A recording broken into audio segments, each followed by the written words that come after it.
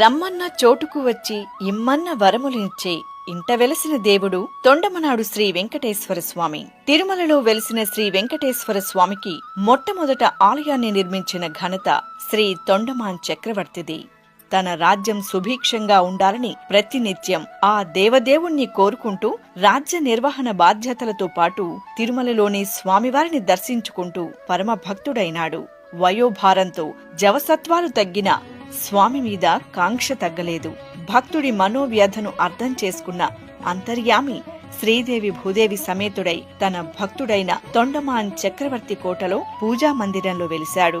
అనంతర కాలంలో తిరుమల ఆనంద నిలయాన్ని పోలిన ఆలయాన్ని తొండమాన్ చక్రవర్తి ఇక్కడ నిర్మించారు.